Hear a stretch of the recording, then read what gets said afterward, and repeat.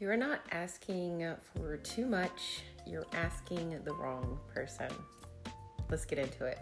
Let's talk about something subtle, because most people don't get hurt in big, obvious ways. They get hurt in small moments that repeat. This isn't about a fight, it's about a disagreement. And it's definitely not about an object in the room. It's about response. Here's how it usually shows up. A moment starts light, there's laughter, ease, neutral energy. Then you make a simple request, something small, reasonable, low cost, and instead of a clean response, you get hesitation, resistance, passive humor, or I'll do it later energy. Not a hard no, just friction you can feel.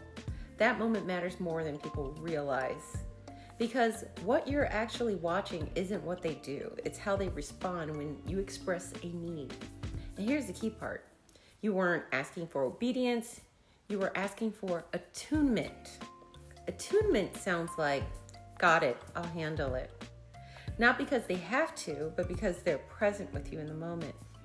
When someone delays a simple request that they're fully capable of meeting right then and there, what they're really saying is, I decide when your needs matter. That's why your body reacts before your mind does. You might notice a drop in your chest, irritation you can't explain, an urge to justify yourself, or the instinct to minimize your feelings. That's not you being sensitive, that's your nervous system collecting data. Now watch what often happens next. When you calmly name how it felt, the response shifts. Instead of repair, you get technical explanations, timing arguments, defensiveness, or a rewrite of reality. Your tone was fine. I said I would do it. You're misinterpreting. Those are 3 examples. This is where people get quietly gaslit because the conversation moves away from impact and turns into a debate about intention.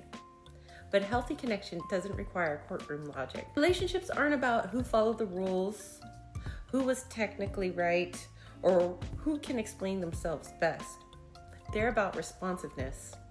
Here's the truth most people miss. Validation is not delayed compliance. Validation is immediate acknowledgement, especially when the request costs almost nothing, B, the moment is already happening, and C, care is supposedly present. When someone consistently reframes your experience instead of getting curious about it, that's not communication, that's control. Another red flag, when one moment gets turned into a character indictment. Suddenly it's A, you always insult me. B, you think I'm stupid. C, I do so much for you. That move does one thing, it puts you on defense, so the original issue disappears. Now you're explaining soothing, reassuring, fixing, and that's the trap. Let me be clear. Someone can be helpful. Someone can show up sometimes. Someone can do kind things and still be unsafe in conflict.